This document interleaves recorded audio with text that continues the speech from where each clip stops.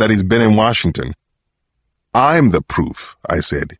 He's called me on the phone. He's made threats. The man is obsessed with me, Ron. In his mind, I'm the only one who's ever beaten him, and Kyle Craig is nothing if not highly competitive. What about these disciples of his, just for the sake of argument? Burns was talking to me, but also to a dozen other agents who took notes and banged away on laptops as he spoke. The man's got followers, some of them apparently ready to die on his command. It's happened before. How do we know he didn't commission one of them for these hits? Because the hits were directed at me, I said slowly. This is the part Kyle would want to do himself. Even so, Burns stopped pacing and sat down. We're getting off point here. Whether Craig made these kills or he didn't, our hand is pretty much the same. We keep scouring the crime scenes. We make sure that our radar is up and that our people are as ready as they can be the next time he strikes. That's not good enough, goddammit, I said, and swiped my notes off the desk, taking with them a few other people's papers too. Right away, I regretted it. I'm sorry, I said. Sorry. Burns bent to where I was picking up the papers and put out a hand. He pulled me to my feet. Take a breather. Go get some dinner. There's nothing else to do right now. Like it or not, he was right. I was exhausted and a little embarrassed, and I definitely needed to go home for a while. Once I'd gathered up my stuff, I headed out. Waiting at the elevator, I felt my phone vibrate for the umpteenth time that day. It had been a steady stream of calls from MPD, Sampson, Bree, Nana, but this time, when I looked at the ID, it just said, A friend. Alex Cross, I answered, and I was already heading back to the operations center. Hello, Alex. Really in the thick of things now, aren't we? This phone I'm calling on is encrypted, so don't bother trying anything. Now, if I've timed this correctly, you're right in the belly of the beast. Is that right? And don't put me on speaker, or I'm hanging up. I came into the conference room gesticulating like crazy to let them know something was going on. Agents started scrambling, although there wasn't much they could do. I had no doubt Kyle was telling the truth about the encrypted phone. Someone handed me a pad and pen, and Burns sat down with his ear close to the cell until an assistant ran over with a laptop. He took the director's place and started transcribing as much as he could hear. You killed Anjali Patel and Nelson Tambor, didn't you, Kyle? I'm afraid I did. My big mistake the previous time with Kyle had been to lose my shit during the manhunt. I was determined not to let that happen again, but my heart was pounding with as much hate as I've ever felt for anyone in my life. Do you see the swath of destruction you're creating here? How much better off these people would be if you simply didn't exist? What I see is a man with an obsession against me. Not true. I think you're fascinating, especially for a Negro. It's quite a compliment, really. Not many people are worthy of my time. His voice sounded almost playful. He appeared to be in an especially good mood. Killing seemed to do that for him. Kyle also loved to talk about himself. Can I ask you something? Interesting. You don't usually ask permission. Go right ahead, Alex. I'm curious about the way you killed Tambor and Patel. It's not like you to imitate anyone. No. It's usually the other way around, isn't it? But that's exactly what you did here. Twice. So what's your question, Alex? Have you been in touch with them? The original killers? Are they yours, Kyle? He thought for a second, maybe trying to slow this down a little, or maybe concocting a lie. I haven't, and they aren't. This Patriot character's a bit pedestrian for me, but that other one with the numbers, much more interesting. I'll admit I wouldn't mind a little tete-a-tete with that chap.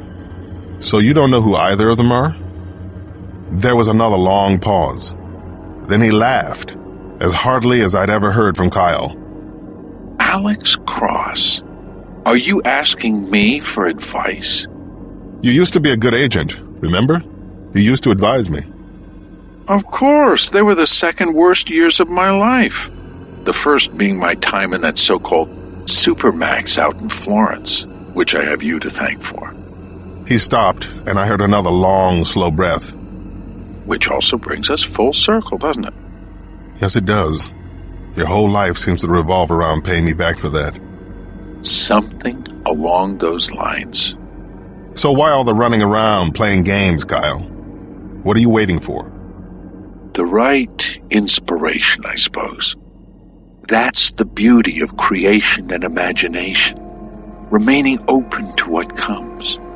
The more seasoned the artist, the more capable he is of responding in the moment. So you're an artist now? I suppose I always have been. I'm just getting better at it, that's all. It would be foolish to quit while I'm in my prime. But I will tell you one thing, my friend. What's that? When the end comes, trust me, we'll both know it. Book 4. Final Target, Final Strategies. Leaving D.C. in the old white Suburban that morning, Denny had seen in the side mirror vapor trails coming out of the exhaust, but he didn't think too much about it. With a rig as old as this one, he couldn't bother himself with every mechanical hiccup. Now, 3.5 hours from home, the hiccup had turned into something more like a death rattle. There was a familiar dry clank coming from the engine. As they pulled over to the side of Route 70, Mitch looked up from the penthouse he'd nabbed off the rack at their last pit stop. "What's going on, Denny? That doesn't sound right." "Can't you hear the head gasket going?" Denny said. It was amazing how observant Mitch could be with a rifle in his hand, considering how dim he was about most of the rest of his life. A quick check under the hood told Denny what he already knew, but he waited until they were limping back up the highway to say anything more about it to Mitch. "Now don't freak out or anything, buddy, but the old magic bus ain't gonna make it back to D.C. I think we're gonna have to ditch it." Mitch's face lit up like a little kid's. "I know where we could do it," he said. "I used to go hunting around here all the time. It's the perfect place, Denny. Nobody ever goes back there." "I'm thinking we stick it in long-term parking at the airport and walk away," Denny said. "By the time anybody figures out we ain't coming back." But Mitch wasn't having it. "Come on, Denny, please." He was sitting sideways on the seat now and pulling at Denny's sleeve like some kind of little punk. "Let's just drown this thing, man. Get rid of it once and for all." Denny shouldn't have been surprised. Mitch had been getting more and more paranoid about the Suburban ever since their traffic stop in the last road trip. It was all getting real old real fast. At the same time, though, this might be a chance to calm Mitch the fuck down, Denny realized. He needed his boy focused, and that could be worth a lot in the long run. "Yeah, all right," Denny said finally. "We can dump most of this stuff. It's garbage anyway. The rest we can pack out. Then we'll do what any other self-respecting American patriot would do." Mitch was grinning at him ear to ear. "What's that, Denny?" "Trade up, my man. You ever hotwire a vehicle before?" When it was done, they stopped to wash up in a mobile bathroom and stole a cone of tulips from a bucket outside the convenience store. Denny would have liked for them to be wearing ties, too, but it was getting late. In fact, it was after dark when they finally pulled up to the tidy little cape on Central Boulevard in Brick Township. It was a quiet street with big trees arching over from both sides to meet in the middle, and you could smell the salt of the ocean in the breeze. "You grew up here?" Denny said, looking around. "Man, why'd you ever want to leave?" Mitch shrugged. "I don't know, Denny, I just did." When they got to the front door, Denny unscrewed the porch light bulb and then rang the bell. A middle-aged woman came to answer. She had Mitch's same girth and round face, and she squinted out into the dark to see who it was. "Is that Mitchell?" "Hey, Mom." The dish towel dropped out of her hand. "Mitchell!" The next second she was pulling him inside and wrapping her saggy sausage arms around him.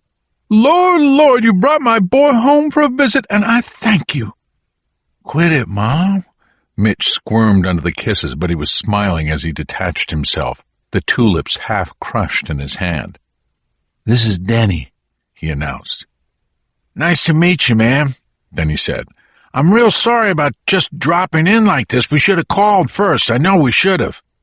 Bernice Talley waved it away like so many flies in the air. "Don't you give it a second thought. Come in, come in. As she reached past Denny to close the door, her eyes lingered on the Lexus ES parked at the curb. I'll bet you boys are hungry, was all she said, though. Yes'm, Mitch answered. Mitch is always hungry, Denny said, and Bernice laughed like she knew it was true. Her right hip rode up badly when she walked, but she limped right on past the cane hooked over a doorknob in the hall. Mitch, offer your friend something to drink. I'll see what I can shake out of this fridge. Denny hung back as they passed through the living room. It was all matching furniture in here, but old stuff. Grandma on a budget stuff.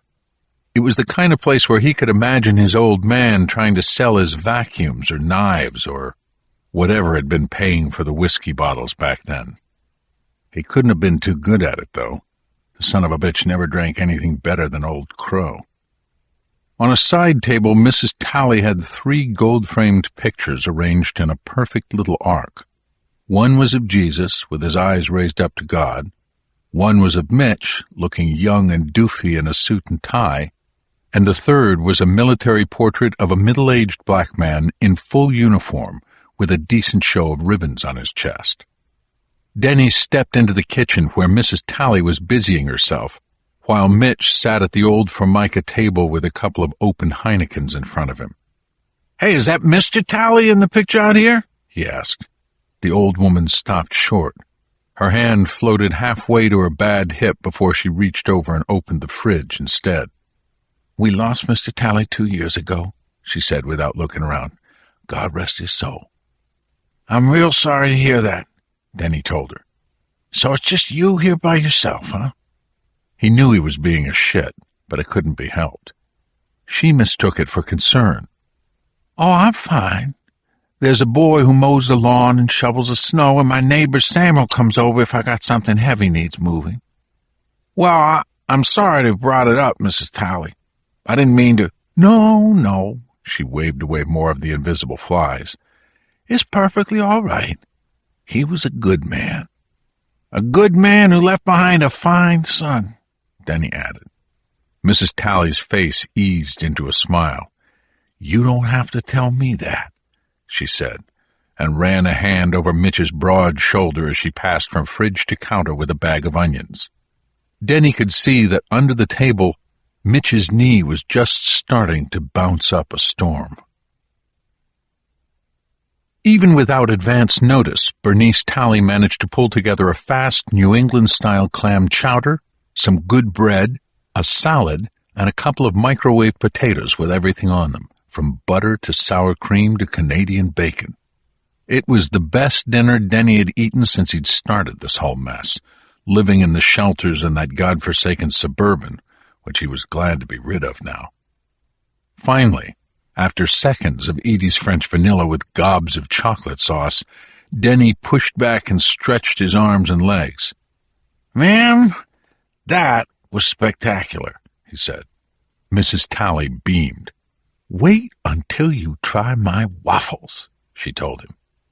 We're staying the night, Mom, Mitch said, more into his ice cream bowl than to her. Right away, the woman's face fell. What do you mean? Where are you going to go at 9:30 at night?